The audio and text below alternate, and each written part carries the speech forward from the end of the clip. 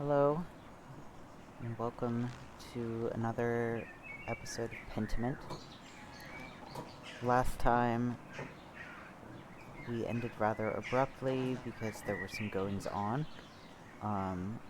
but we were just about to confront Prior for Rank about the multitude of evidence that we have against him. You may hear some interesting sounds in the background, because my lovely dog Helen has been given a large bone as a Christmas present, and she's currently thoroughly enjoying that, so you might hear her making some chewing or scraping or coughing sounds. Anyway, let's talk to Prior for Rank. Andreas, may I help you with anything?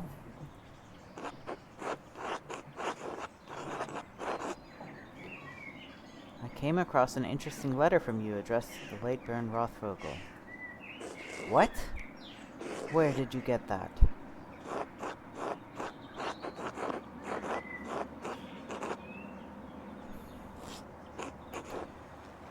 So it's interesting that we have this rhetoric option here. This kind of sounds like we are ourselves blackmailing for rank.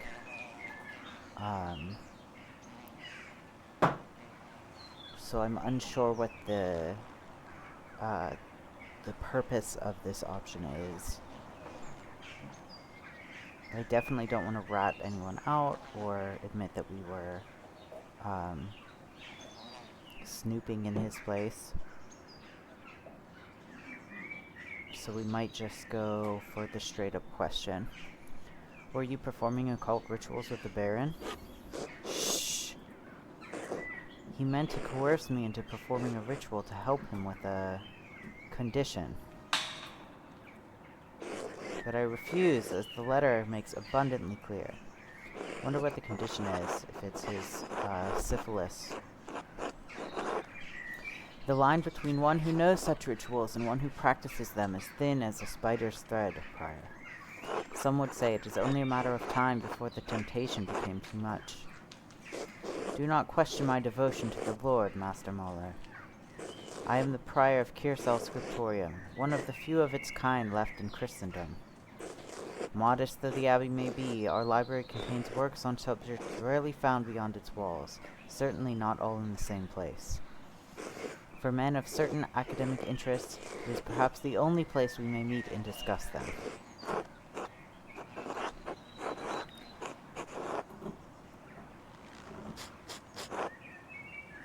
I've always thought it's a perfectly reasonable area of study so long as you avoid certain subjects.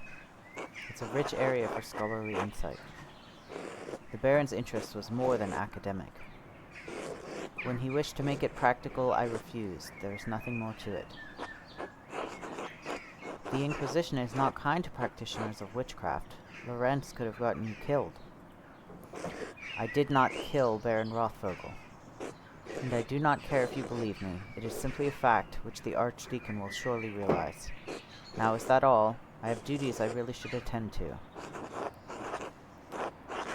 Should we keep pushing? I had a few more questions if you don't mind. Be quick about it.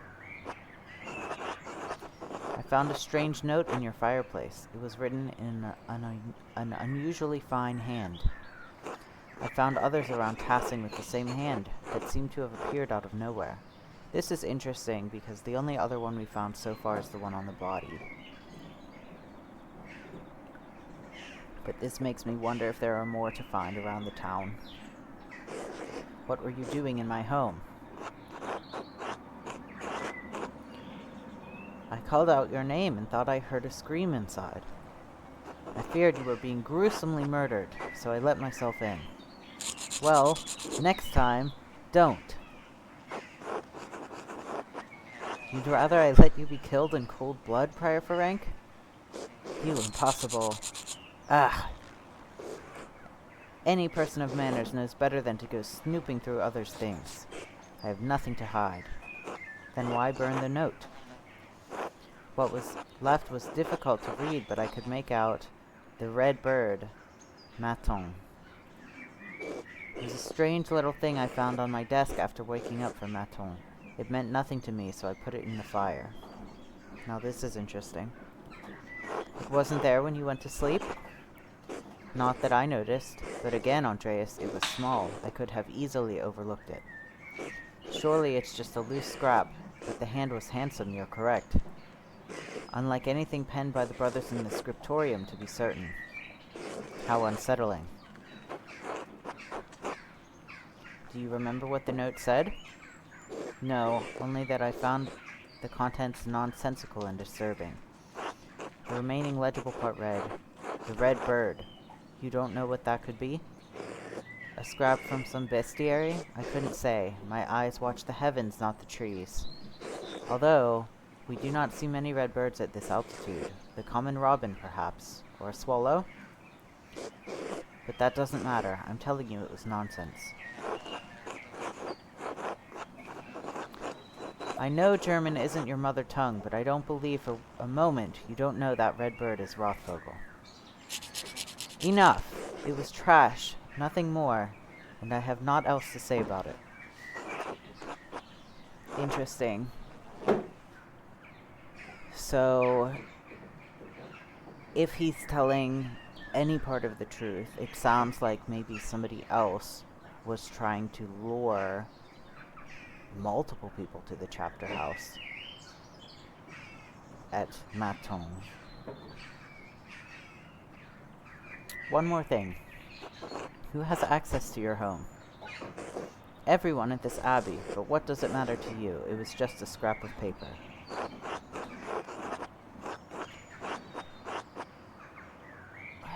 Do we want to be fully candid? Because I still think it's pretty likely that he killed him, considering we found a bloody ritual implement buried in the place where he left the note.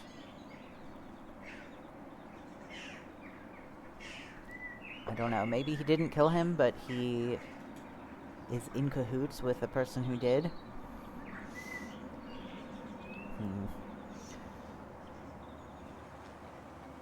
I found a similar note in the Baron's effects while Brother Florian was performing his initial examination.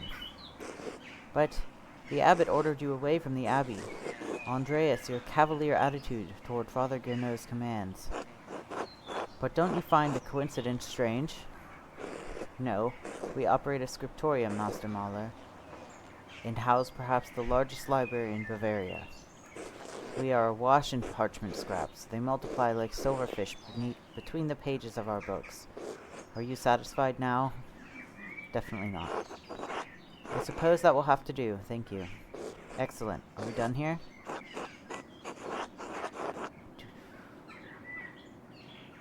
I had a few more questions if you don't mind. Fine.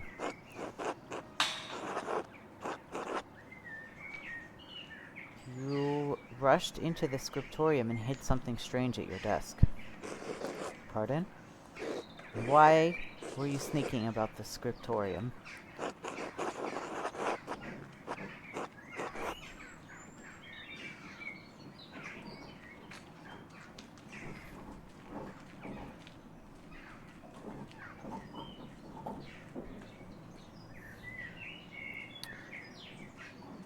I can ask questions too. What was so important you had to be late for terce? Let us seek a common understanding, Master Mahler, as two brothers in Christ. Please, let's. I love to understand things. The scriptorium is my domain, and you are a guest here. And so long as that is true, I do not answer to you, but the abbot only. Is that clear?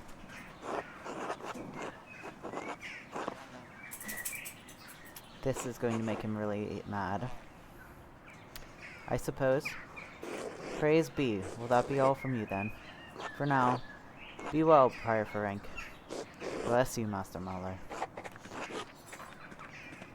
Defensive and evasive.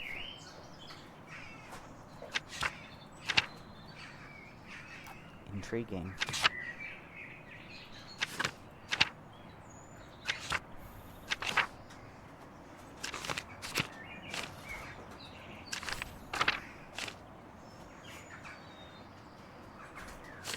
have a new entry for the infant.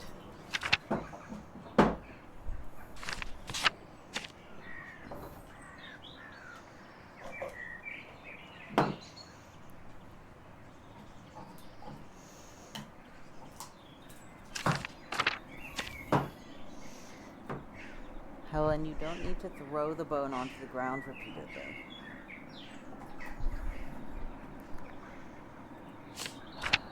Okay, I know who Mars is. There's something else in our journal that we have to clear.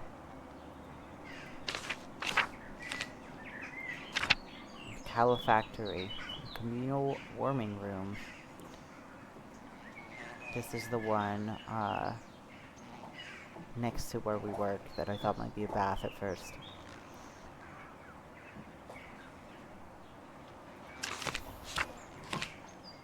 Okay. So, I think this is still our strongest lead. But we still do need to follow Lucky around. And sneak into the library at night.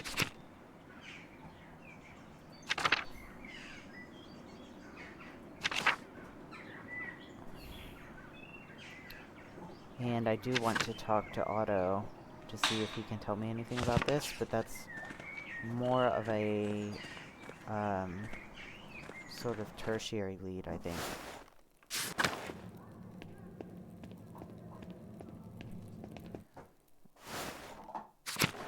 What time of day is it again? Vespers. So it's time for us to eat. So I think maybe we should try and eat with Lucky if we can.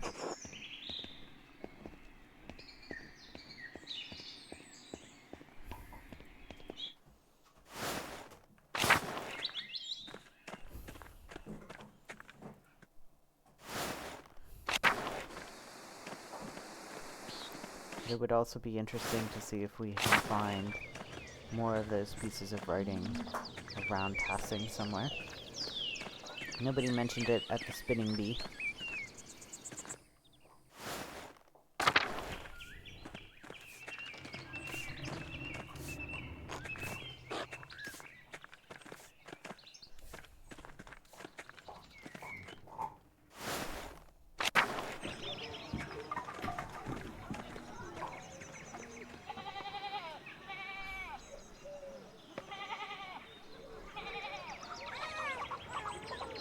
Good cat.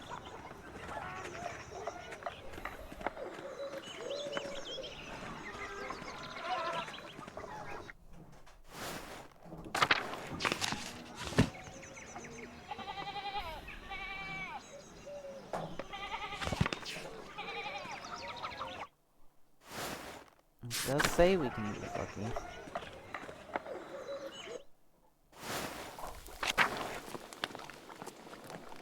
I think the better way to approach him is through his wife. Good day, Andreas. Did you need something? Might I eat with you and Lucky? I realize we've never shared a meal together. It would be my pleasure. Are you hungry now? Ravenous. Thank you, Agnes. Let's eat then. Bless us, O Lord, and these your gifts which we are about to receive from your bounty. We pray you keep safe the souls of the two innocents who rest at your side. They are dearly missed. Through Christ our Lord. Amen. Amen. Amen. Who is he talking about, the two innocents? Do I know who that is? You're looking tired, Agnes. Did Elsa keep you up late? I don't mind it. She needs the support and I'm happy to give it. Someone has to look after the women of this town, and Werner hardly cares to. Did something happen to Elsa? She lost a child a few weeks back. She was overjoyed when she finally quickened, but her bleeding returned soon after. It has been difficult for her, but she has been through it before. She will make it through again. Quickening is like when the child begins to move in the pregnancy. So she had a miscarriage after she could already feel it moving, which is hard. Is that one of the innocents that he's talking about?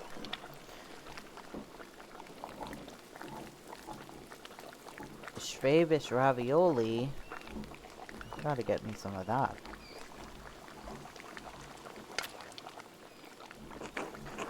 She is strong in her love of Christ and in love of her husband.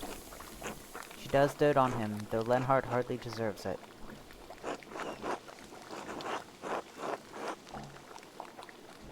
I have heard he is a cruel man who drives a hard bargain with the peasants. I did not take you for a gossip, Andreas. I'm curious about the town. Is that so wrong? Don't listen to my husband. He is far too upright and noble for his own good. Spreading rumors is not Christian behavior. Lenhart is cruel to his wife and the peasants both. There's no denying that. Take it as a caution, Andreas. Don't get on the miller's bad side. Noted. The best thing we can do for Elsa is care for her as neighbors, like Christ tells us to. She isn't the only one in Tassing who struggles in her marriage. Even my Brigitte has her troubles.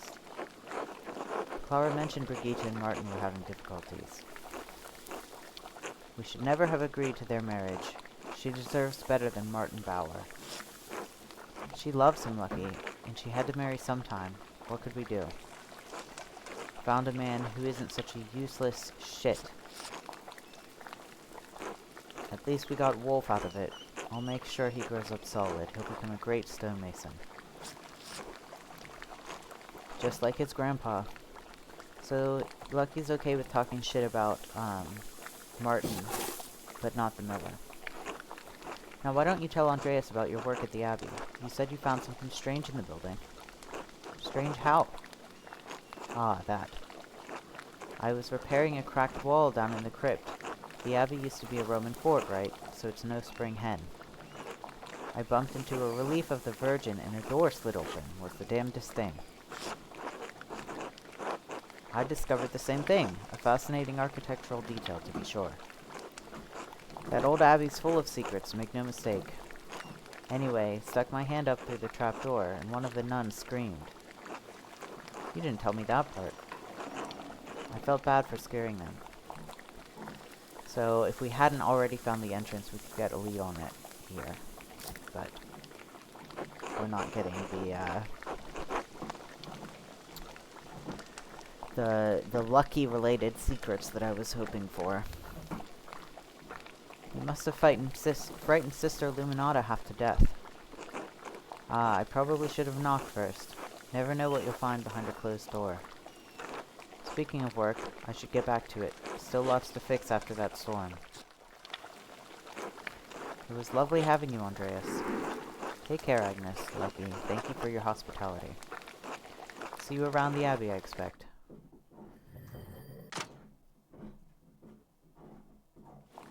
Okay. Should get some sleep, or break into the library. I think we definitely want to break into the library. I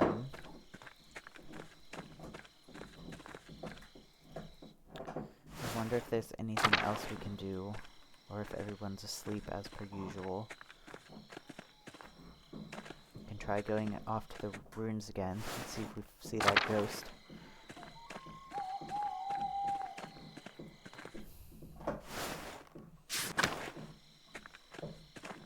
No ghosts.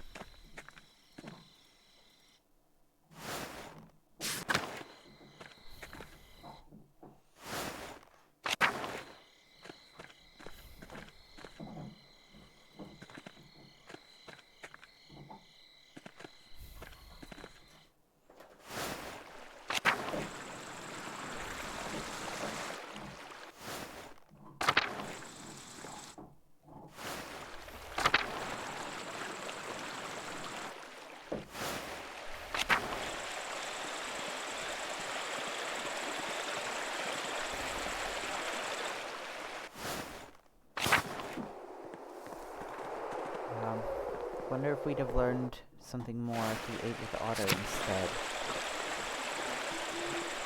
But alas. I do think we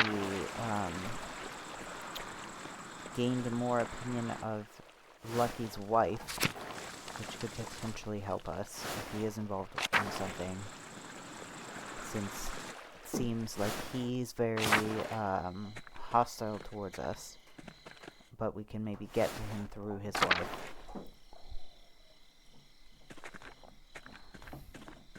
So it might be worth having done what we did anyways.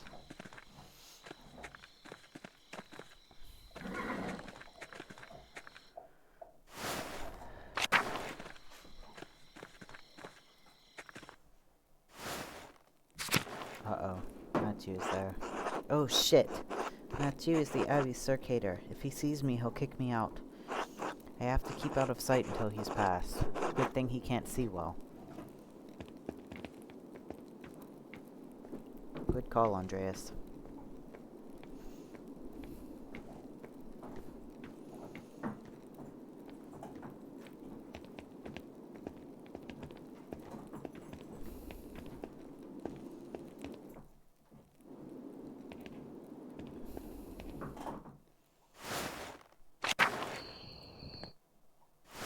I feel like if we mess around too much, we might get caught, so it might be best to just head straight to the crypt.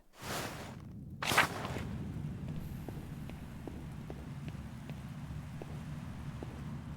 I go up these stairs, it's going to take a while to find the records I need. I'll lose some time tomorrow morning unless I turn back now. Interesting. So that might make it harder to follow Lucky. Fortunately, we've already done the spinning bee and everything, so I think that's the main thing.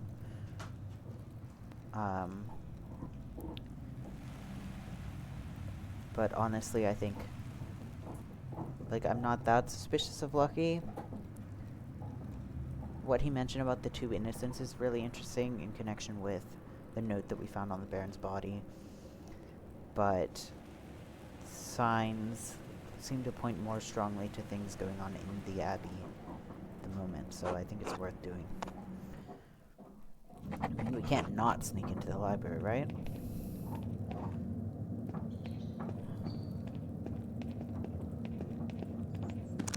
What's this?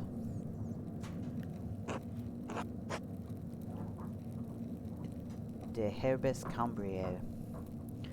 This is like an herbal herbarium, or whatever you call it. The writer is Cadphalus of Salopia. I don't believe I've heard of him. Mugwort and Butcher's Broom. I'm not familiar with their properties, but they sound extraordinary. Beautifully illustrated book, and the author appears to be speaking from his own personal experiences. A wonderful hidden treasure for the Abbey.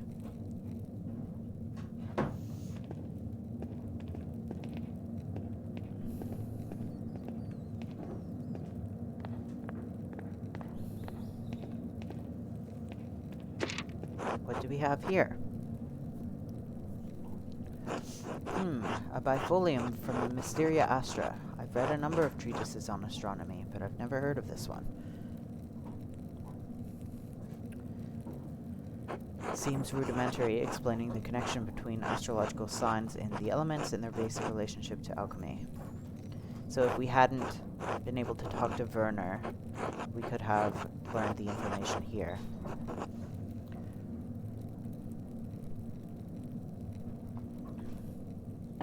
Each sign is governed by one of the four elements. Cancer, Scorpio, and Pisces are the water signs, Capricorn, Taurus, and Virgo are the earth signs, and so on. Cuts off there. The next page is about something else entirely. Sister Illuminata must be trying to reconstruct the larger text. These 2 pages were interesting enough, I suppose, but quite basic. Wait, that's the connection between the astrological symbols of Ferenc's cipher and the elemental symbols on the Volvel. This must be the text he referenced to create his cipher. Interesting. I'm not sure if that's really true. Like, we did get made fun of by Werner, because, like, it's pretty general knowledge for an educated person. Or, you know, in today's times, your average, like, millennial woman who's really into astrology, that there are fire, earth, air, and water signs. But it would be interesting if he did reference this text specifically. I wonder if that might tell us something. But the fact that the next bit is cut off, like, could he have maybe cut those snippets from part of this text? Don't know. That would have been much simpler to solve if I'd seen this first.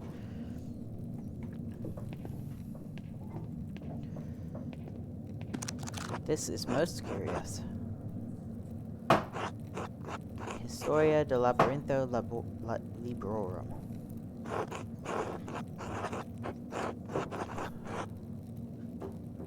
So this is the history, or more like story, like a record, or it's just more generally a word for like a tale or a narrative, or like an account, anything like that. And then this would be like a labyrinth of books.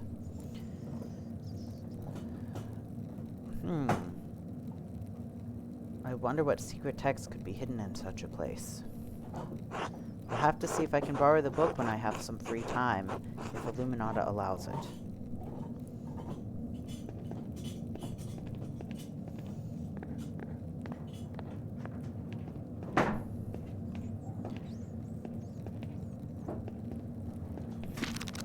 This looks promising. The familiars of the Sisters of Kiersau Abbey, yes.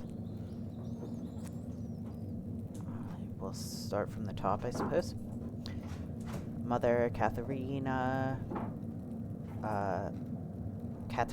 Monastery Prefecta, so Mother Catherine, the prefect of the monastery. Mother Catherine was the first to enter records, it looks like, almost 50 years ago.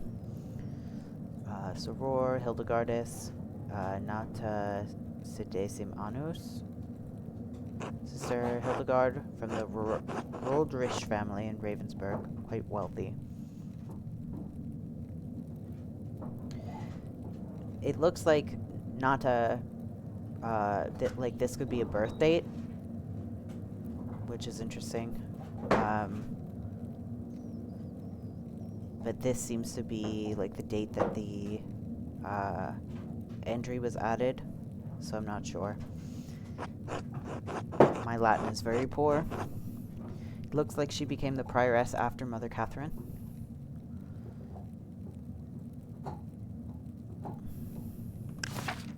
Taking a brief break, I'll be right back.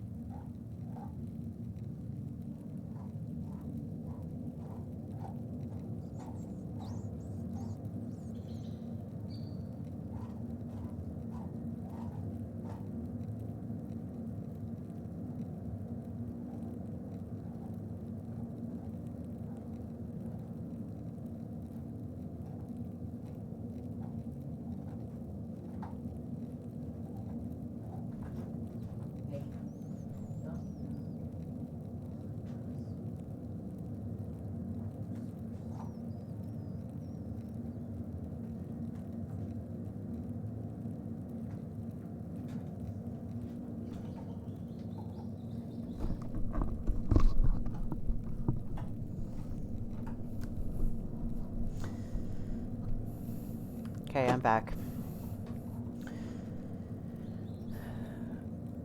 So I see now that Hildegard was a sister and then the mother, so I guess, like, they're recording generally, like, the rank of the nuns. Sister Cecilia, Adelheid? Oh, this is Mother Cecilia's record. Wait, she's from the Welser family? They're one of the most powerful families in Augsburg. It looks like her family donates a lot of money to Kiersau every year, more than my family sees in 10. Sister Gertrude from Hof, the herbalist, yes. Her father is an apothecary. That explains it. Matilda. She's not a sister. Interesting. Matilda Oblight. Yes, the nun cellarer. She came from Kempten. Merchant family. They donated pigments to use in the scriptorium. Quite thoughtful. I'll have to thank them if I ever get the chance. And then we can click on the text as well. None of these other ones we can do that. This note says Sister Matilda left the abbey for several months. Oh. So from May 1515 to September 1515, which is certainly less time than a full pregnancy, but it would make sense if she was starting to show around May, and then she left and had the baby in September. If this is the one that the Baron was involved with, and if it's the kind of thing that I think that it was.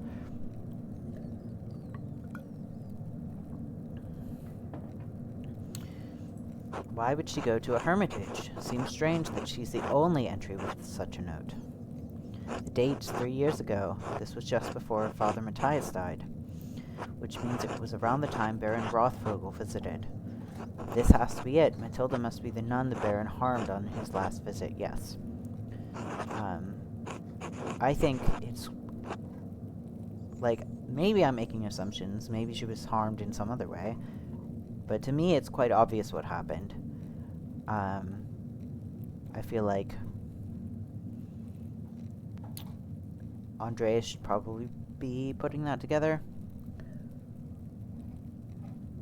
Because I do think we probably want to talk to them about it, but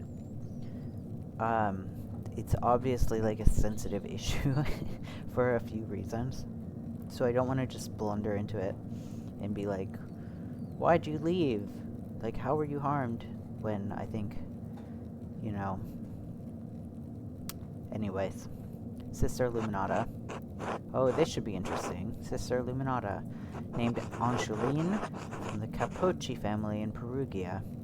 It looks like they have some connection to Kiersau through an old abbot Rudolf. Her family donates money to the abbey every year as well. And then this is when Mother Cecilia became Mother Cecilia. Sister Sophie from Birgitz. Her family is poor, but they donated flour. So Oblata is like a rank that's not the same as Sister. Which I'm not too familiar with how that works, but I guess maybe because they said Matilda is the cellarer and she goes into town. Maybe the sisters are like cloistered, and the ones that have Oblata instead aren't cloistered and they can go into town and talk to men and so on. Lisbeth Oblate, she's from Utrecht. Looks like she had an eventful life before coming here, married with a child. Both died. Her merchant family has some connection to Kiersau through the Kaufmanns of Rotenburg ob der Tauber. I've been here, by the way. It's quite pretty. Still, like, very much has the, like, medieval vibe. Margareta Oblata, Sister Margaret. Oh, the blind girl who assists Gertrude. I guess she's not technically a sister, though. She went blind because of failed surgery on her cataracts. Wealthy peasant family. They donated wool in a pasture in Krimmel. Sister Zdena. Sister Zdena. This should be good. They donate a fortune to the abbey. No wonder Mother Cecilia and the abbot let her behave as she does.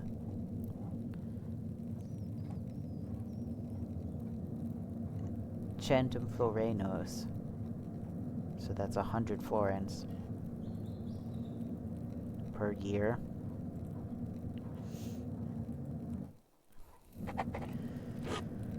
Talk to Cecilia or Matilda.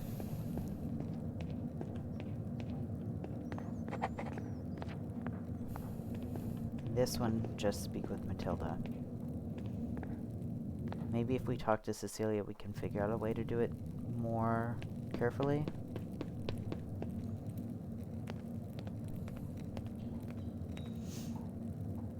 Oh.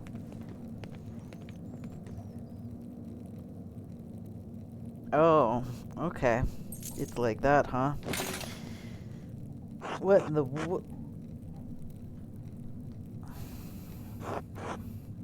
Good for them. Shit.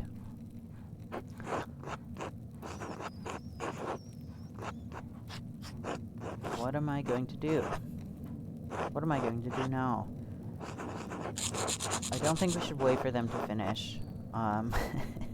Not only is that awkward if they catch us, like, spying on them, but we're already, like, gonna miss some time in the morning, and I do want to do things tomorrow, since it's, like, our last day.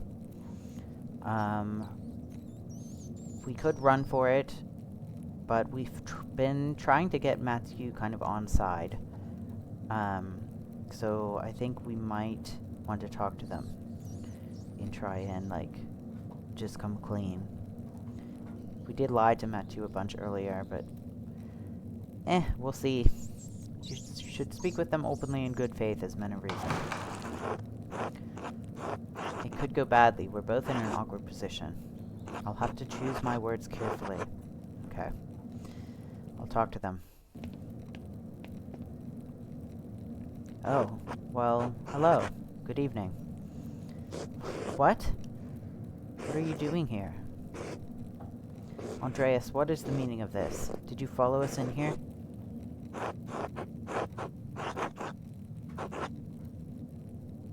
What should I say to them? This is a delicate situation, to be sure.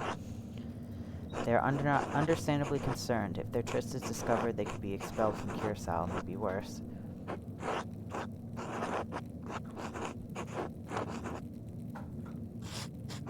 Yeah, I think this is the compelling option. Matthew already knows that we were digging up graves because of the murder. Tell them the truth.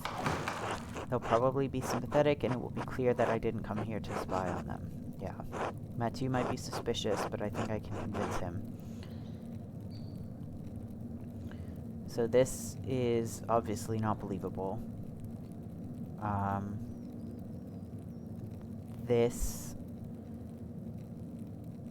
We could say this to try and reassure them immediately, but, like, it gives no clarity as to why we're actually here. This is, like, obviously hostile. So I think we want this. I didn't mean to alarm you. I came looking for clues about who killed the Baron. I know Brother Pierre didn't do it. Someone else from the abbey or the town has to be responsible. You know Pierre is a good man and a pious monk. I can't let him die. Oh, good. I can't believe Brother Pierre could I'm sorry, it's just so shocking. I pray that God will deliver mercy to Piero and bring the true culprit to light. I'm glad you are doing what you can to help him. It's difficult for the rest of us to act, given the abbot's opinion. Andreas, how does skulking in the library help you prove Brother Piero's innocence? I'm not sure. Do you know why Sister Matilda was sent to a hermitage? I do recall a period where she was absent, yes. One day she was just gone. I don't know why. I don't normally concern myself with Mother Cecilia's business. I never spoke with her, but Władysław told me that she was sent away to a hermitage for her health. Yes, so this is what the townspeople at the spelling bee were kind of talking about, that they see her with Władysław when they come into town and do grocery shopping. And Andreas kind of picked up on them saying a couple, and like had the idea that there was like a scandalous secret going on. I think it's potentially unlikely that she and Władysław are actually doing anything, but like maybe there is a scandalous secret involving Matilda. And the townspeople might know something about it. Maybe even Lucky knows something about it. And that's why he was also mad at the Baron. Rudiger. Why does Władysław know about Matilda's whereabouts? Okay, so even these people are like kind of trying to shush just the mention of Władysław and Matilda. So maybe there is something going on between them. They are both cellars and have reason to go to town on behalf of the Abbey. Just as you have more contact with Sister Luminata than I, Brother Władysław has more contact with Sister Matilda. In any event, I wish you good fortune with proving Brother Pierre's innocence. I trust you will keep all of this to yourself.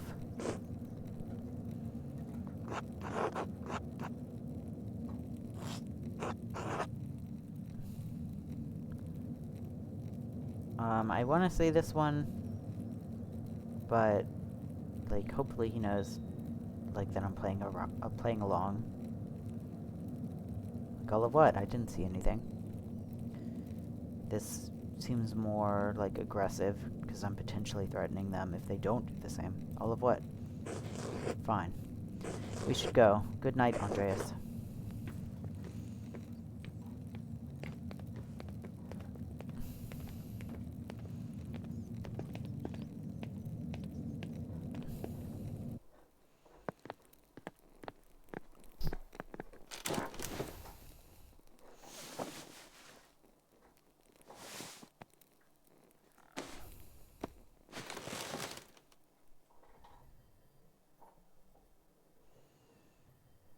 Oh, are we having another dream?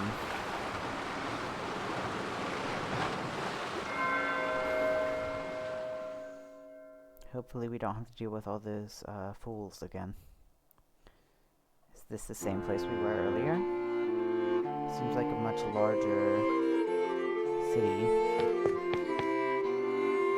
type area. Interesting. Andreas, when are you coming home? Dad, I'll be home soon. I'm a little nervous about this girl, Sabine. Don't worry yourself over it. I barely knew your mother before we were married. Besides, you need a wife if you're going to start your workshop as a master. That's the law. Yes, of course. You're not going to quit this like you quit university, are you? No, of course not. Good. If it weren't for the work I did for the rector, you never would have had the opportunity. Most people never get a second chance after they throw something away like that. Say nothing. We'll see you when you get back. Sure, alright. Wonder if we can, like, visit anyone else. Maybe not. Oh, it's you. I only have the picture of you, the one my brother Daniel made. I really don't have any idea what you're like.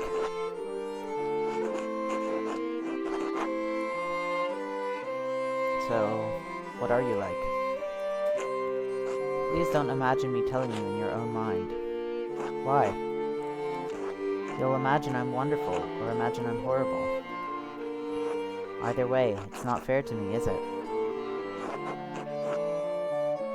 The real you? To none of us. Fair. I'll see you soon, Andreas. For real, I mean. I suppose that's true. Till then. So we are back here. Welcome back, Andreas. It has been too long since you have graced this court with your presence. Apologies, Your Majesty. My mind has been preoccupied by a tragedy at Kirsau Abbey. What manner of tragedy? The murder of a nobleman, a close friend of the Prince Bishop of Freising. My friend, Brother Piero, is the abbot's only suspect. I know that he could not have done it. How do you know? Examine your assumptions, my son. In addition to having no motive and violence not being part of his character, he's not physically capable of the act.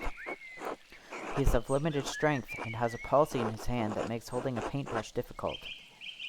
It's inconceivable that he would have the strength and resolve to kill the Baron with a blow to the head. A whole lot of inconceivable shit happens on this hell of an earth, Andreas.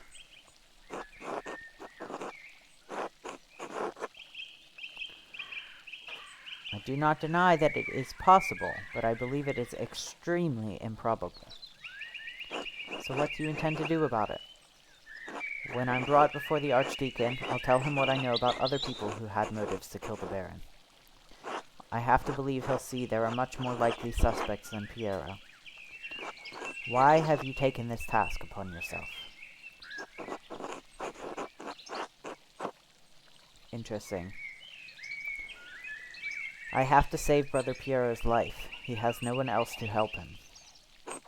Your love for and devotion to him speak well of your character. A man who is humble before his elders honors also his gods.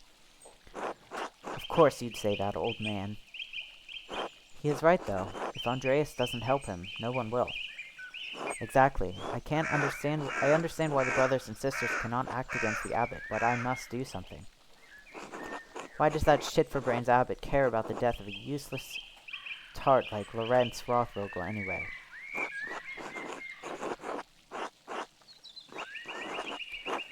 Powerful people get upset when other powerful people are murdered. This could threaten the existence of the abbey. Oh no, the abbey! Who give a damn about those hypocritical assholes? In any case, Andreas' ability to prevent Piero's death depends upon the judgment of the Archdeacon. Wise or foolish, corrupt or just, the Archdeacon will be the first and possibly final arbiter of Piero's guilt. Andreas must win the Archdeacon to his side using the tools favored by men such as him.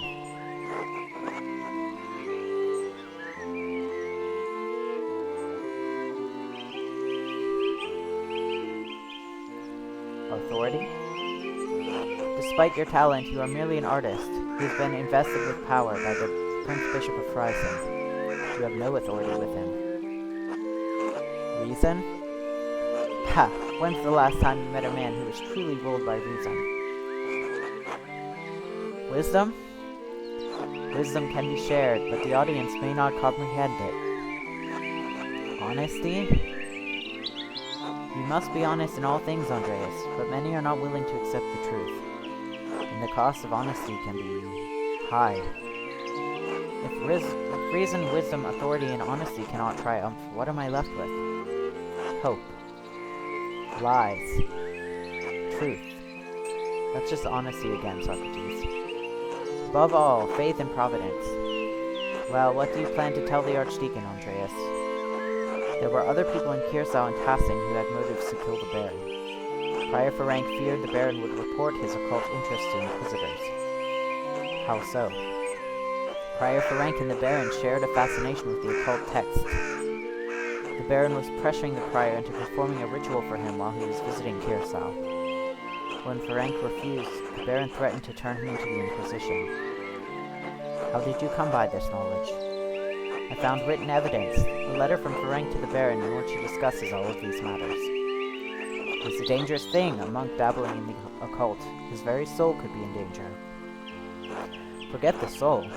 He could have been defrocked, excommunicated, even killed, all for a little curiosity. Better to say stupid and ignorant. That's what I say. We're well aware.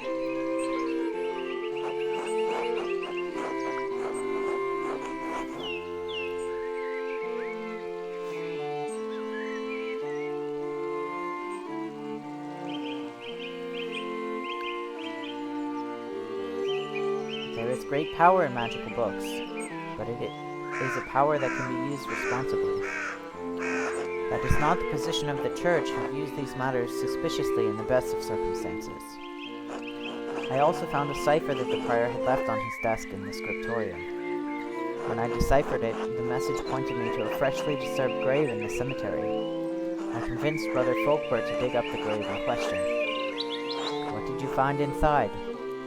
Occult tools that Ferenc had hidden. Why hide them, and why leave the note? I suspect he hid them in case the Baron made good on his threat to summon Inquisitors to Kiersal. As for the note, I am not certain. Prior Ferenc feared loss of status, his life, and even God's grace. Men have killed for less. How might the Prior have accomplished the deed? He may have killed the Baron with a silver rod. The Prior uses it in performing his rituals, and there are traces of blood on it. If that was the weapon, it has a certain dramatic propriety at least. It will be a challenge to condemn a Prior for murder, but if that is where the evidence leads, the Archdeacon should see the wisdom in it. Are there any others you suspect? I found no other suspects. You have brought a worthy mystery before this court, Andreas. I pray to God we have granted you the insight you need to face the coming challenge. Thank you, Your Majesty. I am prepared to meet the day. Before you go, Andreas, there is one more thing to consider. You will be summoned to the Archdeacon to tell him what you know, but you need not tell him everything. What do you mean? She means you should only tell him about people you don't mind dying. That's one way of putting it. There is a place for a noble lie. This is not one of them. Why? The Baron is dead. All of the people with a motive to kill him suffered, either directly or indirectly, from his wickedness. Simply mentioning a name to the Archdeacon may endanger them, whether they had anything to do with the murder or not. Right. No point throwing everyone else waist deep into shit. I protest any attempt at deception, but you must ultimately follow your own conscience, Andreas. Little time remains before you must stand before the Archdeacon. Use it wisely. I must. Until we meet again, Andreas, God be with you. And also with you, Your Majesty.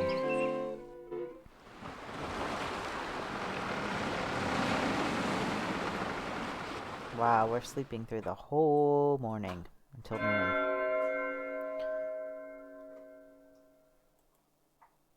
Oof. Should find someone to eat with. Okay. Andreas? There is a brother from the Abbey here to see you. Which brother? He did not tell me his name. The big man who does the shopping for the monks in town. He seems quite rattled. Frown thoughtfully. Please speak to the brother. He's just outside. Of course. It's Brother Wachlav. Andreas! Christ, there you are. Brother Wachlav, what's the matter? It's the Archdeacon. He's come early, with an entire retinue in tow. He's questioning everyone who knew the Baron and Brother Piero. I've already told him the little I know.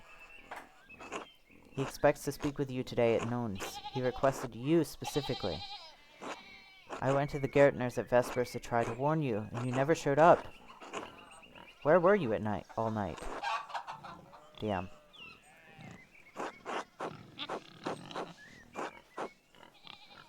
So if we'd eaten at the Gartners last night at Vespers, we'd have met him there. Honestly, in the library, I was following a clue and time got away from me. What? Why? No, never mind. Just don't let the abbot find out, and don't tell the Archdeacon. Anyway, he's questioning everyone in the chapter house, and he's keenly interested in you. Did he say why? It's no secret you've been poking about the town and the abbey, sticking your nose in the rot. I hope your prying has borne fruit, or Piero's neck will meet the sword. I've done my best with the time I've had. If only I had a couple more days. Whatever happens, Piero knows you've been working hard on his behalf, and he's grateful for it. Only, Andreas, what is it? It's just, you know as well as I do, the Baron was not a good man. I'm not saying he deserved what he got, just, you think hard about what you tell the Archdeacon, and who you tell him about. Do you understand? You don't need to worry. I found nothing that implicates you. You didn't do it, did you? It's not me I'm worried about. I'm sorry. I didn't mean to shout. You don't deserve that. All I'm saying is, if in your searching you heard anything about a certain sister, I'd ask you to keep it to yourself.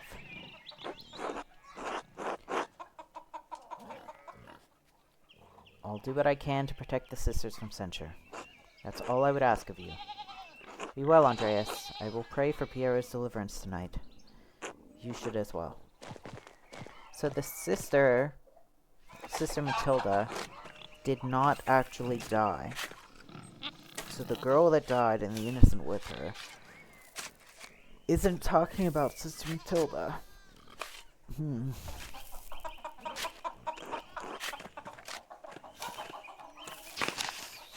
So we have very little time before Nones. Basically just this time to eat.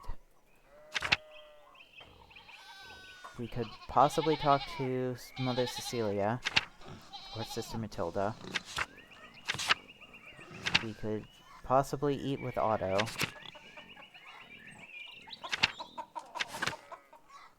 And not a lot else that we can do because everyone else, when we talk to them, will just be like, oh, you could eat with us. So let's try Mother Cecilia first.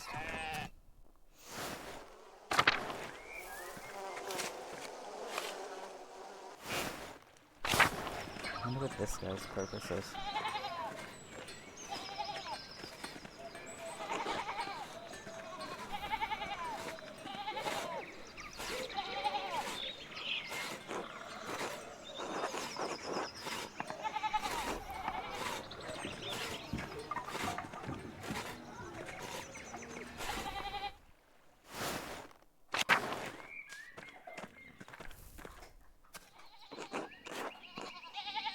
Have you seen Martin recently? He wasn't feeling well, so I let him sleep until prime.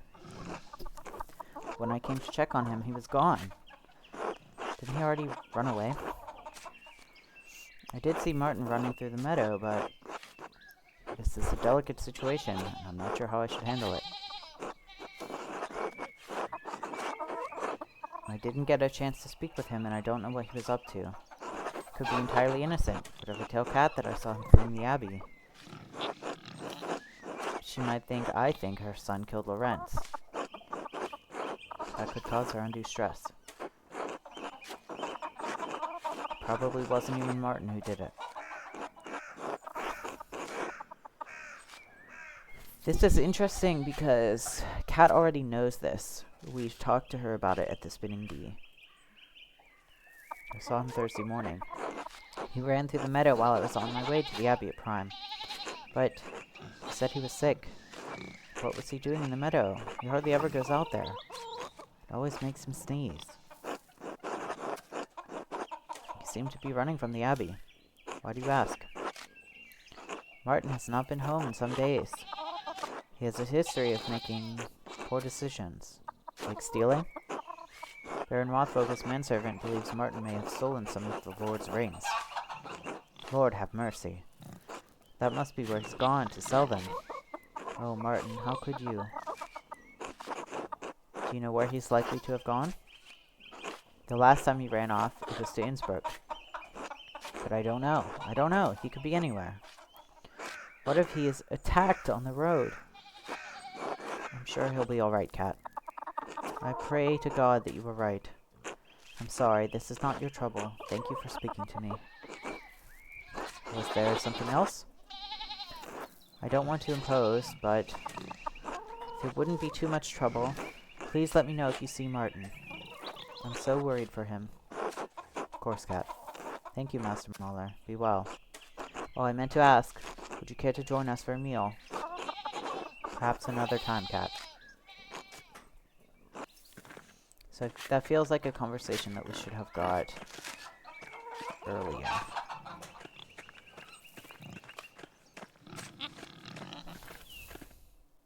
She wasn't out there earlier when we came by.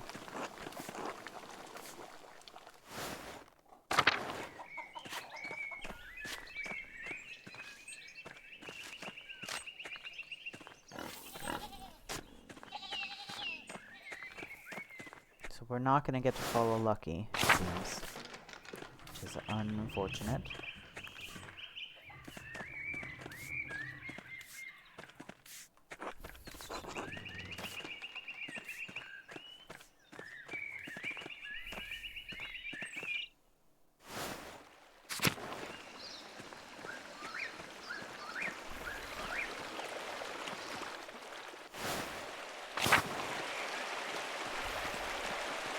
We're out here again.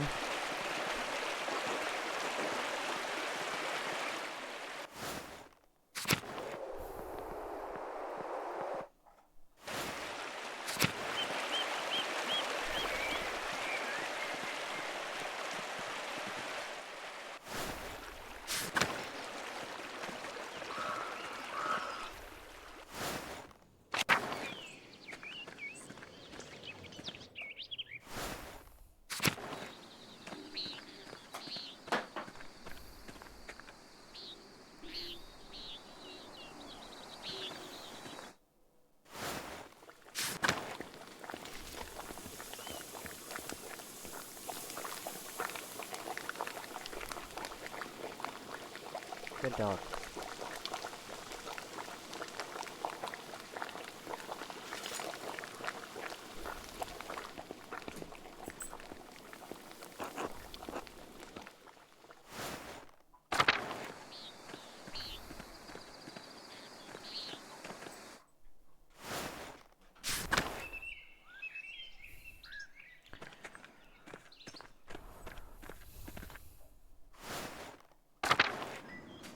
So we can talk to them.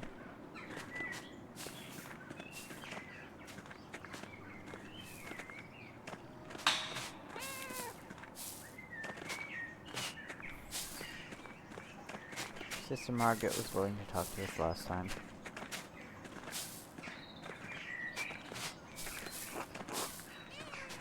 Should we go to Cecilia first, though? God bless you, Andreas. God bless you, Mother Cecilia. Is there something I can help you with? I need to talk to you about Sister Matilda. I warned you not to go in the library. I should have known you wouldn't listen. What happened to Sister Matilda was tragic. What did happen to Sister Matilda? The records only said that she left the Abbey for some time. I omitted the details from our written record for several reasons, none of them noble. The Wrens, the Baron, tried to seduce Sister Matilda. She rebuked him several times. So one morning he attacked her in the meadow on her way to town. He dragged her into the woods. Sister Matilda is a strong woman, but her resistance was met with violence. When pilgrims to the shrine found her, she had been beaten so badly she could barely move. My God. Your blasphemy is understandable. It was beyond shocking to see what he had done. As terrible as the attack was, I knew that bringing it to Father Matthias would put him in an impossible position. The Baron would suffer no consequences, but the abbot would have refused his continued patronage. I concealed the assailant's identity from Father Abbot and had Sister Matilda taken to a hermitage near Mittenwald. She stayed there under the care of sisters until she recovered and could return. So, he did attack her.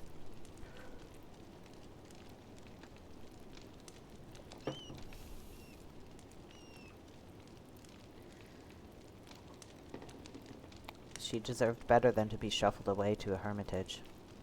You're right, of course. I can only pray that the Lord will repay the debt that I incurred. How did Sister Matilda feel about seeing the Baron again at Kearsau? Andreas, if you want me to tell you that I think Sister Matilda killed the Baron, I won't. Seeing him was hard for her, of course. She defended her virtue from the Baron, but her injuries were severe. Her body recovered in time. Her mind, I don't know if it ever will. She still fights him in her dreams. She wakes in the night screaming, soaked in her own sweat. So it affected her, yes. It still affects her. That doesn't mean she wanted to kill the Baron. It certainly doesn't mean she actually did. Sister Matilda is a faithful servant and friend of Christ. I believe that truly, Andreas. She is respected and beloved by this community for good reason. I think Brother Wacław knew the Baron attacked her. He cautioned me against bringing her up with the Archdeacon. No, he didn't know. Perhaps it will come to light now that the Baron has been murdered, but she didn't tell him before. I see. Do not mention Sister Matilda to the Archdeacon, Andreas. I do not believe she could have done this. Of course. God bless you, Andreas. Consider the evidence.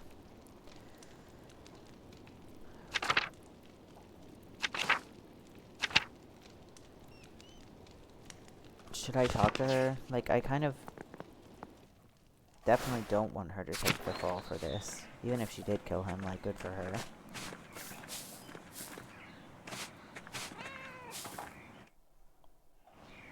God bless you, Master Mahler. May I ask you some questions, Sister Matilda? You know, Mother Cecilia doesn't like us talking to men unless it's truly necessary. This concerns the murder of the Baron.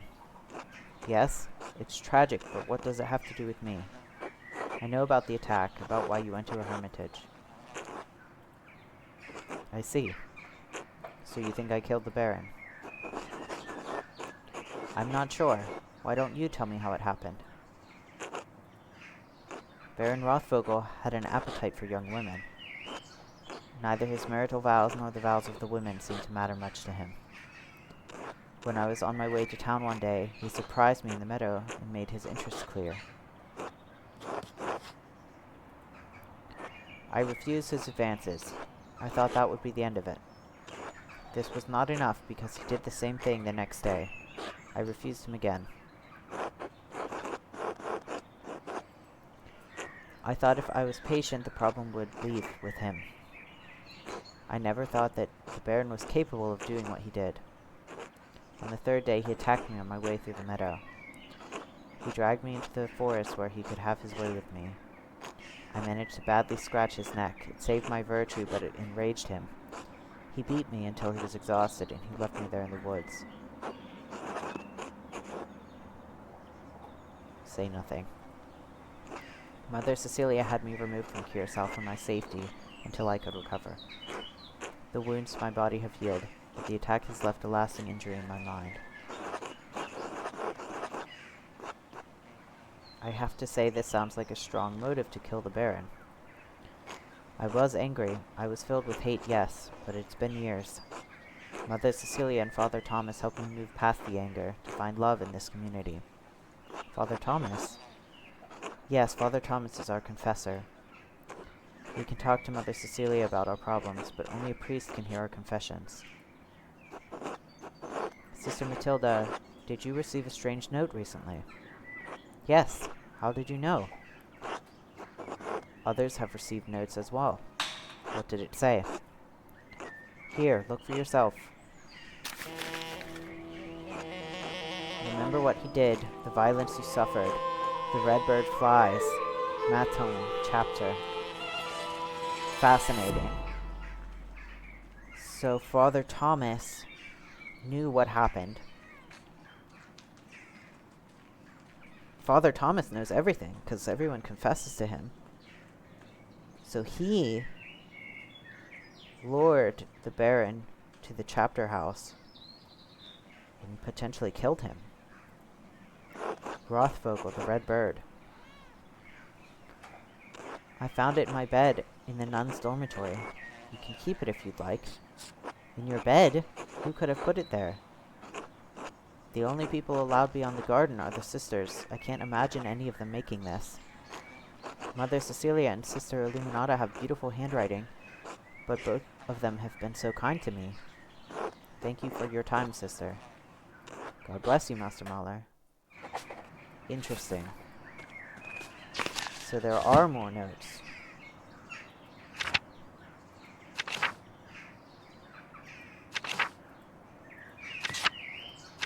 Can we talk to Father Thomas about the notes?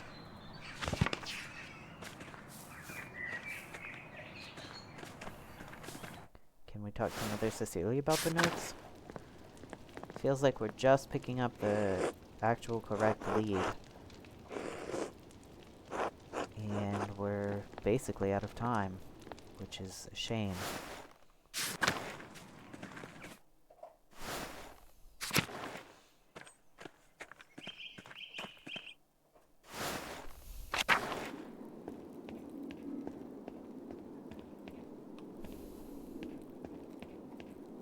Nothing's gone in the bell tower yet, as far as I know.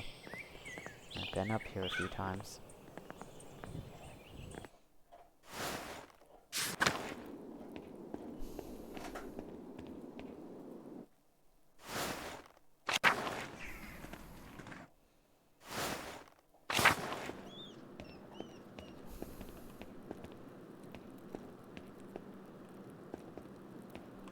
It feels like we could have Prior Ferenc take the fall, but he probably didn't actually do it.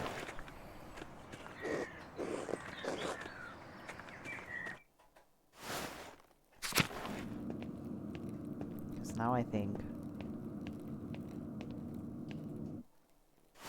could it have been Father Thomas? Is he from, like... We said the hand must be a practice hand, and is probably an old Gothic script from Germany or the surroundings. Town priest. We are in Germany. It doesn't say he's from somewhere else. It also doesn't say that he's like practiced at illuminating manuscripts. But then I've always sort of questioned why he has the peasant script, even though we know he's literate. Never gotten into the abattoir either.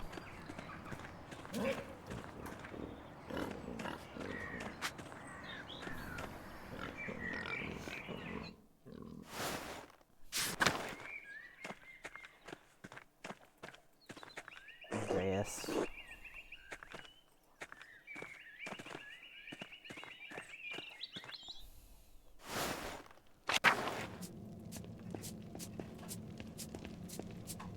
Wojslav isn't here, but we still can't try and sneak into the cellar.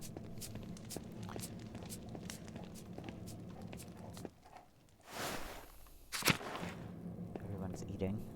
Or some people are eating. I wonder if anyone else got notes.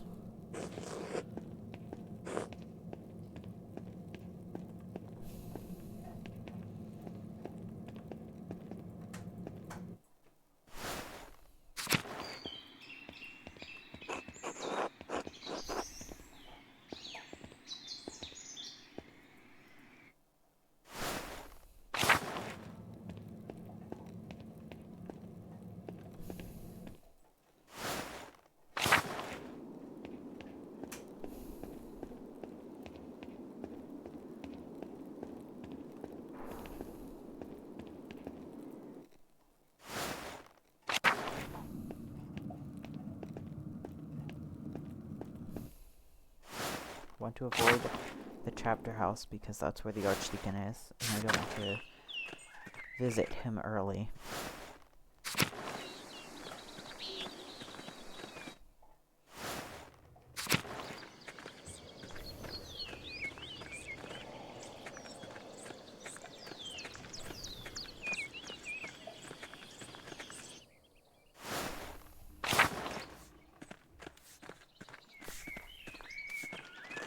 Can't talk to him about our revelations. Interesting.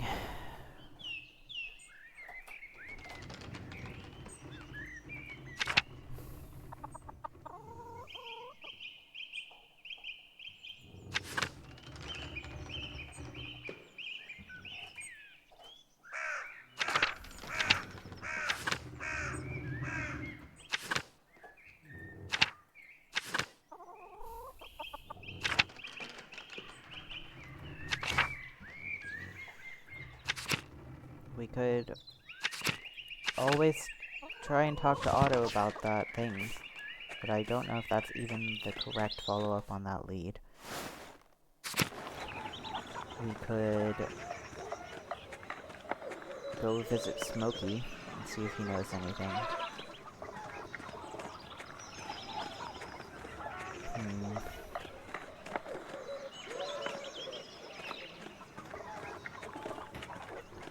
I think we have to go eat with Otto.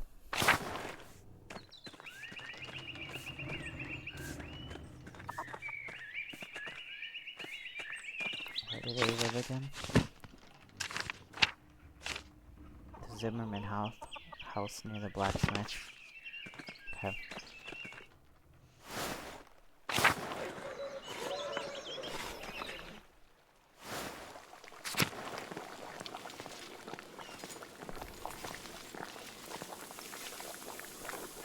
Did you have dinner plans, Andreas? Want to join me and Dad at our table?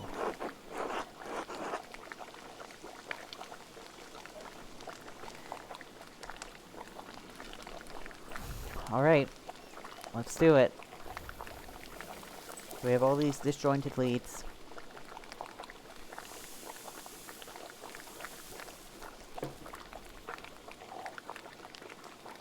Lucky knows something, but he didn't seem to want to tell us. Maybe we'll talk to him one more time.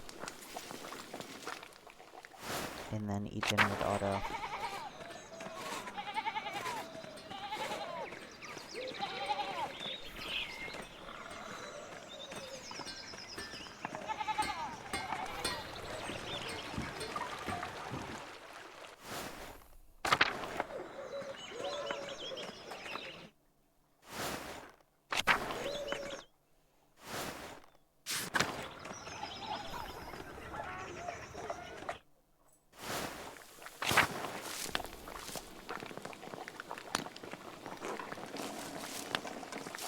Just says hello. You can't eat with them again. Dang.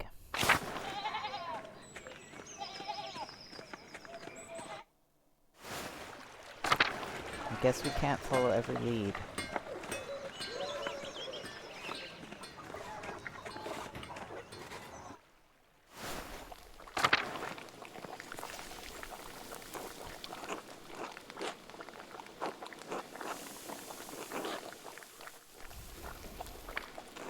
Bless us, O Lord, and these your gifts we are about to receive from your bounty. Through Christ our Lord. Amen. Amen. Amen. How are you feeling today, Dad? Hand's been killing me. Back's been killing me. Goddamn knee has been killing me. You want some advice, boys? Don't get old. I hope you find some relief soon, old Otto. The only relief coming my way is death, I suspect. A farmer's fate ages you beyond your years. Just look at my boy here. Works too hard, he does, but what choice does he have? None, with the abbot breathing down my neck. I tell you he wants me to replace the roof on his house next.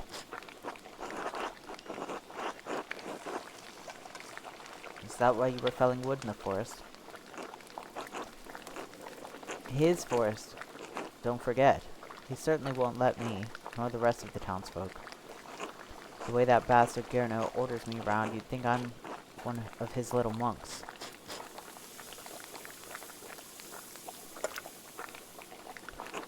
He works you like a dog and says it's for the glory of the Lord. It's not right. It's not, I agree. Easy enough for you to say when it's my work that keeps you warm, when you're scribbling away in that scriptorium. Apologies, that was not Christian of me to put that on you, but neither am I wrong. The abbot's bad, but the miller might be worse. That shithead Lenhart's been screwing us for years with his toll. I've never spoken to him. Is he really so bad? He's worse even than you know, or will ever have to know, being a visitor, for which you should thank the Lord. Imagine your only income for the year was in the wheat you could grow in the summer, and the miller determines how much it costs you to grind into flour. What if you have a poor season? What if the miller raises his toll? What if everyone has a great season, and there's too much goddamn flour to make any money with it? The farmers are at the mercy of the weather, the church, and the miller. Two of those are beyond their power to influence. But the miller is their neighbor. He sees them struggle. He should help them. But not Lenhart Muller. He only takes more. I hadn't considered it like that. Lord willing, Lenhart will meet justice in this life or the next. Lord willing. On to more pleasant pastures, eh? You see any of those nuns while you were working, Otto? Dad. So it doesn't feel like we're getting to ask them about the wooden cane. I remember that Cecilia woman being pleasant to look at back when I worked up there. Do you pay much attention to the nuns, old Otto? Oh, I pay attention to everything now that I can't work. Lots to see in the world, like nuns. Other pretty sisters up there as well. Sometimes they catch the wrong man's eye. Shame what happened to that one a while back. Glad she came back, though. Sister Matilda. I heard she had a run-in with the Baron. We knew she was attacked. Heard rumors the Baron was responsible. We never learned the details. Abbot business and all. Still a pretty woman since she came back, but her kind eyes turned some kind of sad. You've already heard all of the town's secrets since you've been to the spinning bee. Right. Listening to those women gossip is enough to send any man running. Hey son, I need to lay down. Why don't you say goodbye to your friend here?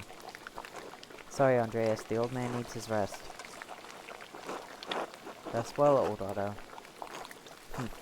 Don't know what you mean. Ain't any old men in this house. Well, that wasn't helpful. Jakob has arrived. I need to go to the chapter house to meet with the Archdeacon.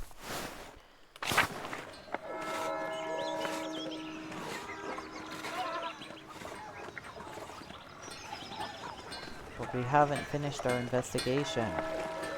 Someone else might be getting notes.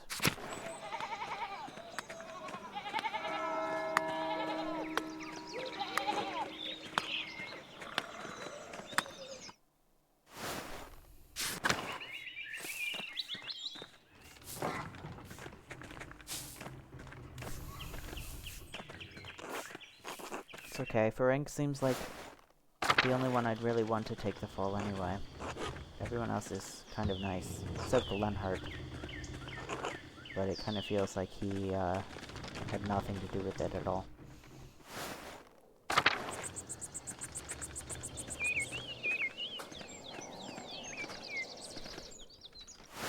Let's talk to these guys one more time.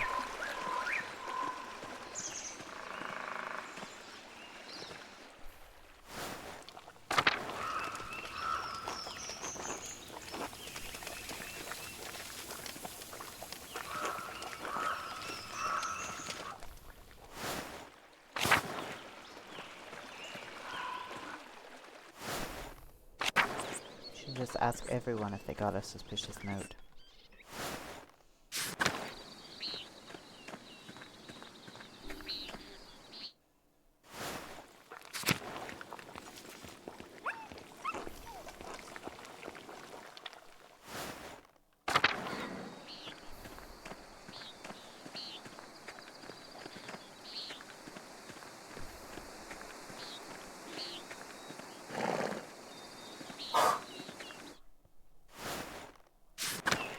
Seems like not much else to do, fortunately.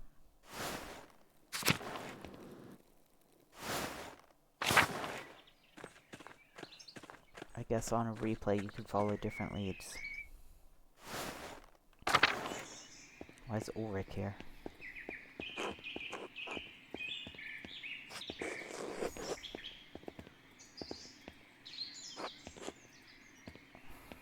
Everyone's up here. They really did want to talk to everyone.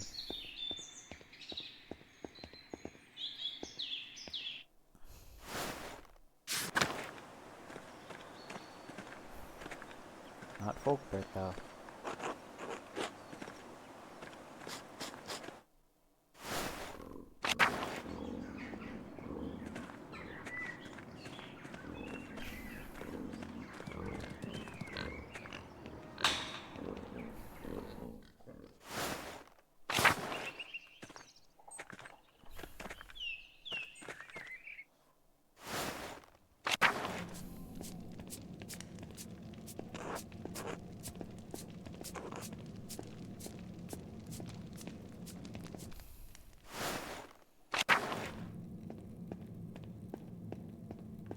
Guess we've got to face the music.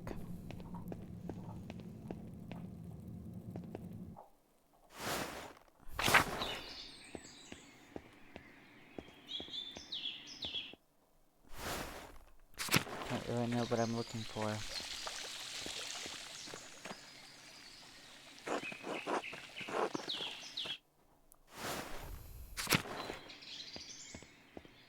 At least it's pretty obvious that Piero didn't do it. But someone wrote those notes. And I don't think it was Prior Ferenc.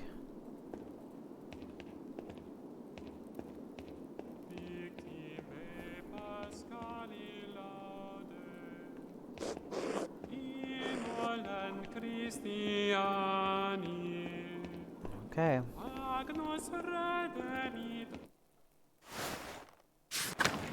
To the chapter house.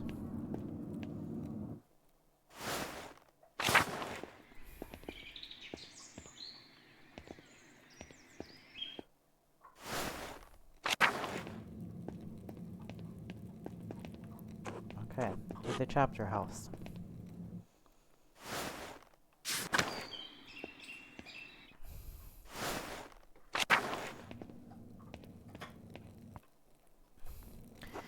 Please state your name for our records.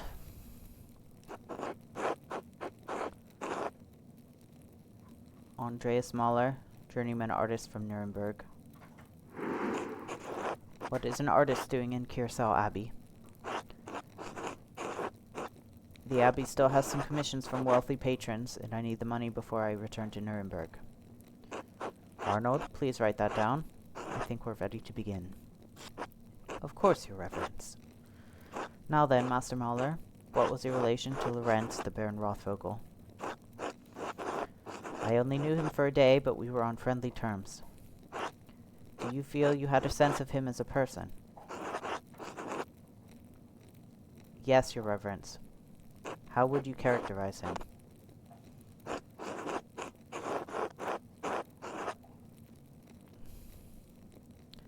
Confident, overbearing, used to getting what he wants. Do you think someone would kill him for that?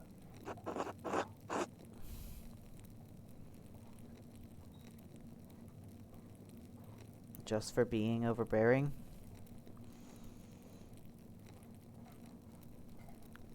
That seems unlikely. Someone had to have a reason. If not that, something else. Otherwise, it makes my presence here somewhat difficult to explain. The Baron Rothvogel was murdered here in this very room. Someone did it. Father Gerno believes it was one of his monks, Brother Piero.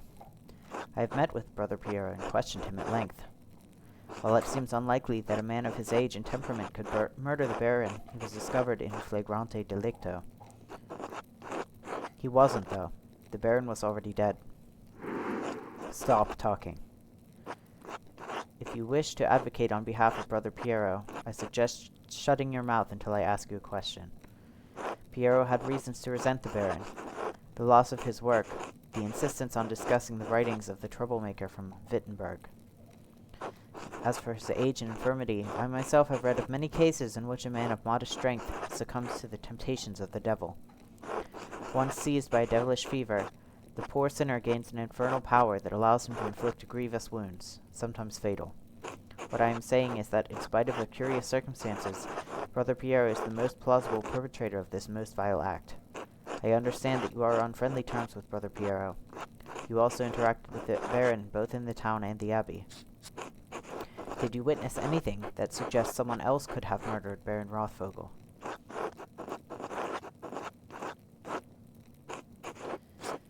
The Abbey's prior, Ferenc, was behaving suspiciously the day of the Baron's arrival. He may have had a motive. That is an extraordinary claim, Andreas. The abbot speaks highly of the prior, and he oversees both your and Brother Pierre's work, does he not? Yes, Your Reverence. An extraordinary claim requires extraordinary evidence for me to take it seriously. Why should I take the word of an artist over a respected officer of this abbey?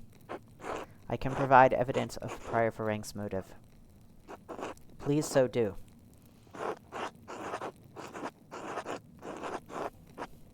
Baron Rothvogel and Prior Ferenc were exchanging letters about performing a magical ritual during the Baron's visit. You have proof of this.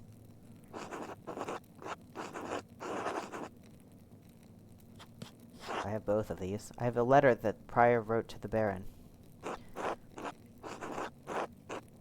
In it, the Prior mentions that he will not perform a ritual for the Baron, even if the Baron does follow through on a threat to implicate him to Inquisitors in Innsbruck. An implication of necromancy is a serious matter. The Prior's position would have been in peril, possibly even his life. And how do you believe Prior Ferenc would have killed the Baron? I pray you will not say it was a magical ritual. I found a silver rod that belongs to Prior Ferenc. It has dried blood on it. Oops. A silver rod. Likely a magical tool of some sort, but it is of a size and weight appropriate for the head wound that the Baron received. How did you come to possess this item? One of Prior Ferenc's concerned brethren delivered it to my keeping. I would prefer to keep his name out of the records. Highly unusual, Master Mahler, but I will heed your request. Is there anything else to say about the Prior? No, Your Reverence. Very well. Who else may have wanted to see the Baron dead? Oof. I don't have any real proof on any of these other people.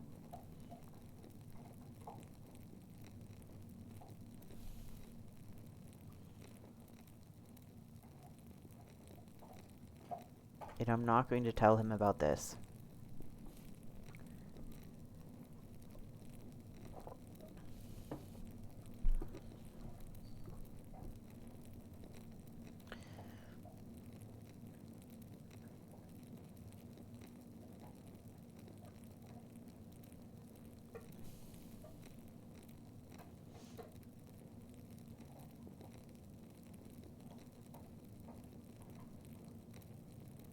I could just mention this. I don't think it will really go anywhere, because I don't have any other information. But it might suggest that we're being forthcoming. Like, surely he's not going to kill him for no real reason, right? Surely. Surely a nobleman wouldn't do something terrible like that. Lucky Steinauer argued with the Baron. Who is Lucky Steinauer? I don't believe his name has come up during our questioning. The town stonemason. Alright, what's the connection between this town stonemason and a nobleman from Worms? I and at least 3 farmers in the village saw Lucky arguing with the Baron when he came to town. About what? I don't know, but the argument was heated. Hetty and Veronica Bauerin witnessed it. You mentioned a third witness. Yes, Martin Bauer. Unfortunately, yes, the boy fled. Still, we will question the women about what they saw. And how do you propose that this stonemason killed the Baron? He's quite strong. Yes? I'm simply saying it's possible he could have committed the murder. Your opinion is noted, Master Mahler. Is there anyone else you can think of who may have wanted to harm the Baron?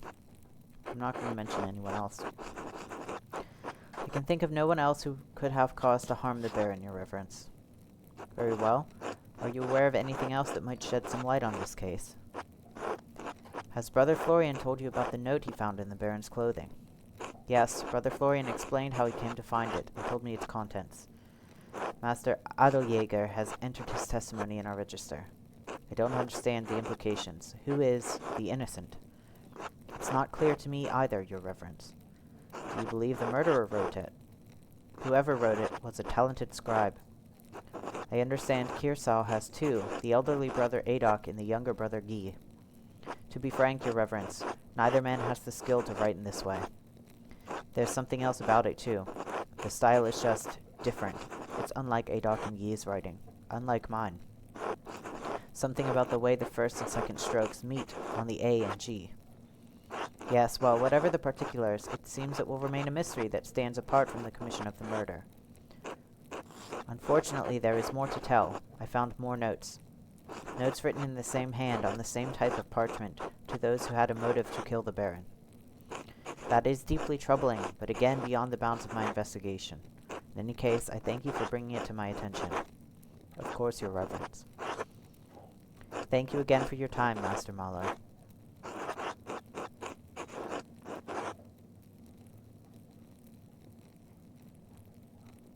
Would it be impertinent of me to opine on who the killer is?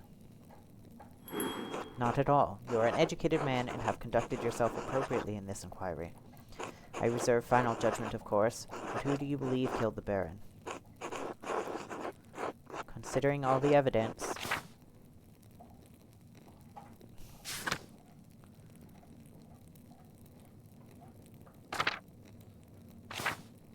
it's gonna be Frank.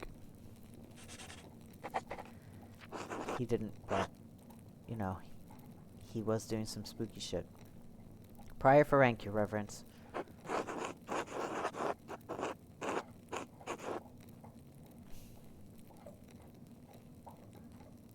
I'll leave it at that. Noted. Your contributions to this inquiry are appreciated. Thank you for your time and candor. You are quite welcome, Your Reverence. Until later, Master Mahler. Until then, Your Reverence.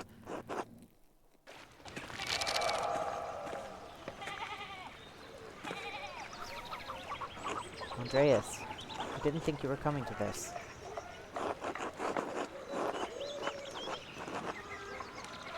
I didn't think I was either. I suppose I wanted to see how this ends after all. It was the prior of the Abbey, if you can believe it. Did you ever talk with him in the Abbey, Andreas? You missed the trial, Andreas.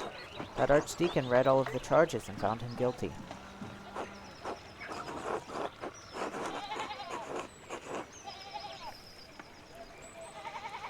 I worked with him almost every day, Clara. I didn't know he had murder in him.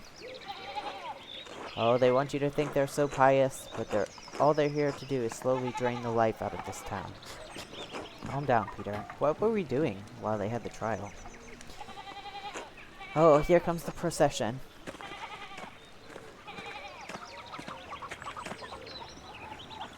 Did I miss anything?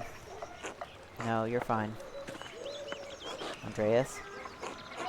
Otto?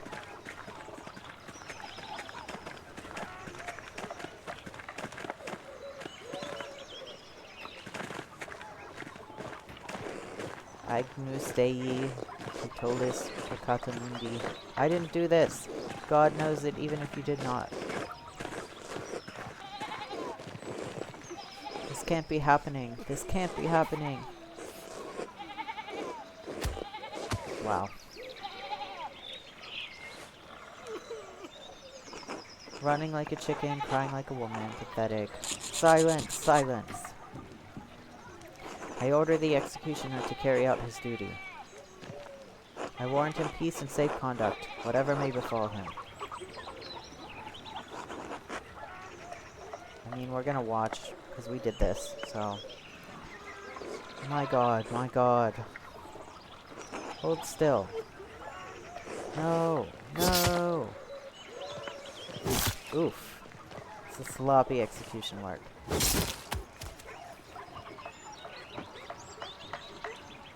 My Lord Judge, have I executed well? You have executed as judgment and law have required. But no, you did it pretty badly. For that, I thank God and my master who has taught me such art.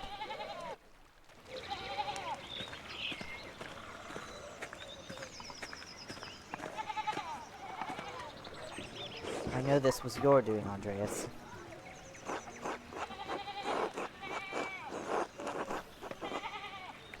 You know it was only a matter of time before Ferenc was caught for his interests. Yes, but that was for me to deal with. There's no future for the scriptorium now without him.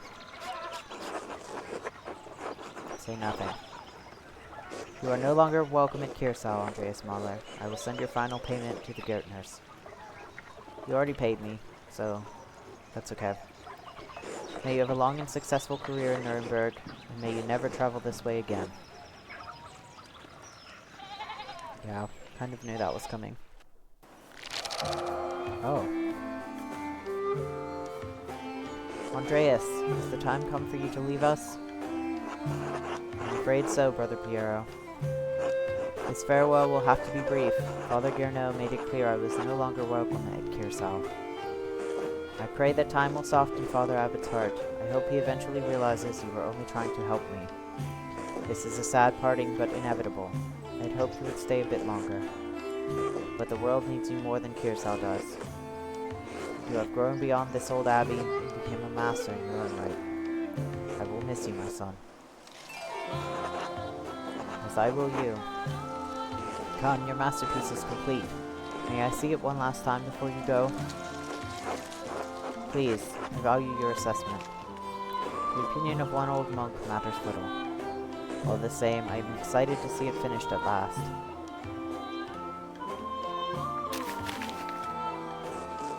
It is a masterpiece, truly worthy of the word. That's nice that we painted Big York, and Peter, and Clara picking the acorns. So we added part of ourselves in that we added the people that we know.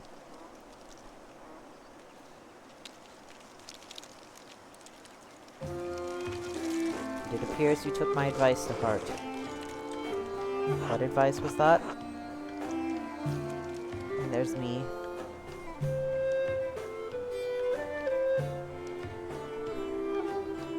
To put yourself into the work, not just to interpret another artist's work, but to transform it into something true. This shows the world as it is, as you have seen it, even if it is not what we may want to see. Though it is not my place to say so, I am proud of you, Andreas.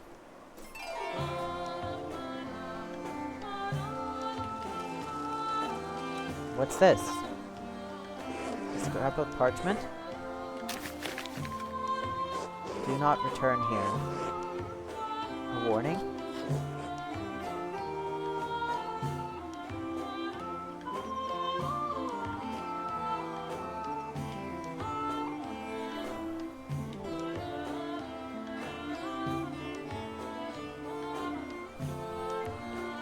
The abbot who wrote this? Whose hand is this? It doesn't look like Brother Adolf's or Brother Guy's. Brother Florian and I found a similar note in the Baron's clothing. And I found more notes delivered to others while I was investigating. They must have been written by someone who knew the darkest secrets of the town and this abbey. They tugged at those secrets to kill the Baron, like someone pulling at threads that had been buried in the past. A frightening thought. Who would do such a thing? I wish I knew. Do not trouble yourself overly about it. The future lies outside of these walls. I hope that you will have time to visit me once or twice in your travels before the Lord takes me.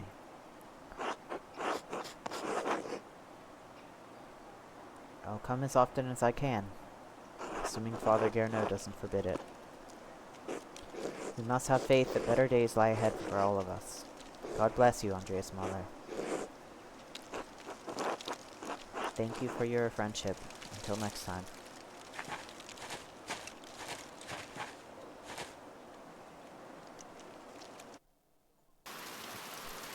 Oh, we're old now.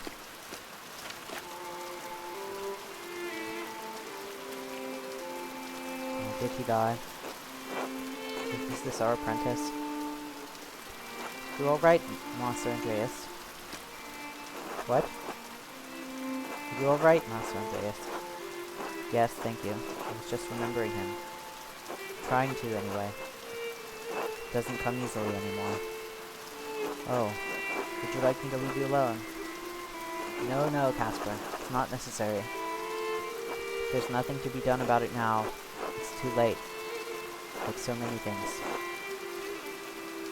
Andreas Mahler. I never expected to see your face here again. He aged well. Have you been in Nuremberg for these last 7 years? No, Nuremberg for a few years, but I received some lucrative commissions abroad. Oh, going forward. We're doing it again. Someone else is getting killed. Oh no!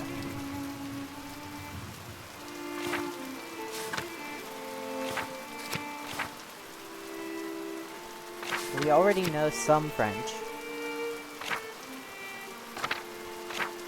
It's notable because These ones say some English, some Spanish, some Polish, and this one says no French. So do we want to spec more into French, or do we want to broaden our horizons? Interesting.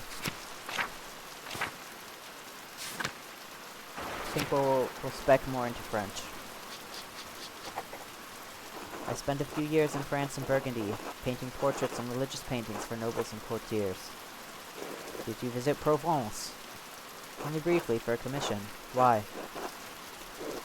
When King Louis expelled the Jews from the region some years ago, a number chose to convert and remain. So the king taxed them into misery. I wondered if the tax yet persisted. I have no idea. I am surprised you care at all. Well, I'm not about to leap into a fire to save anyone, but I don't think it's right what's happened to them. In spite of your extensive travels and success, you're still not welcome at Curacao. The abbot hasn't forgotten what happened. 7 years isn't all that long.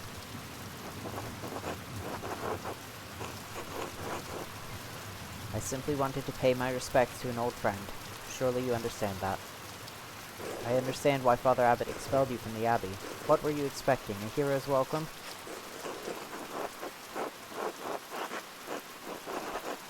Fine. Tell Father Gernot I'll be staying at the Land House in town for a night or two before moving on. Golden Hand. I'll tell him, but I can't imagine he'll care. Why is he so rude? God bless you. Now be off. Wow, we're just skipping through things now.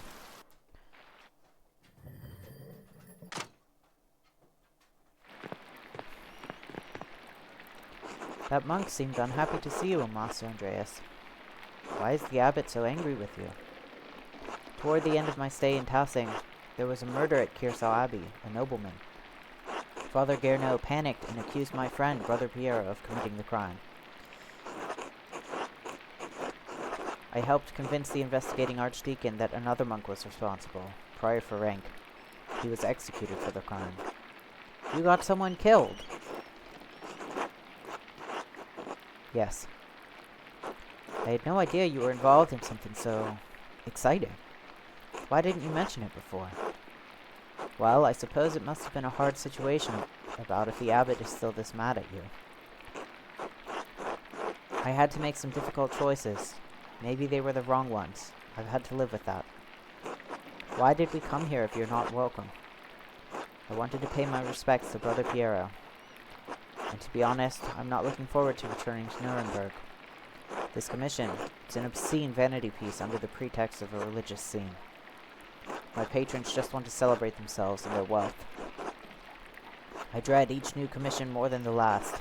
Every step I take toward home is agonizing. But, Master, you're famous and rich. Your work is wonderful. When I saw your altarpiece in Nuremberg, I begged my father to help me become your apprentice. I don't understand how you could accomplish all that you have and be unhappy.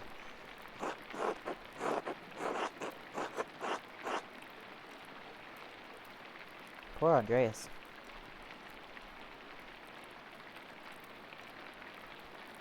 I know. It must be hard to believe. I was once very much like you. Once I wanted this life so much that it consumed my every waking thought. Don't know if I've changed, or if what I wanted was never really real. Maybe I've been a fool this whole time. I want life as an artist to be better for you, Casper. Learn from my mistakes, alright? Alright. Yes, Master Andreas. I shouldn't be burdening you with such dark thoughts, Casper. Come, let's visit my old friend Klaus. It's been too long. As you like, Master Andreas. Okay. I think that's where we will end for now. I wasn't expecting a 7-year time skip, but I'm interested to see what will happen next.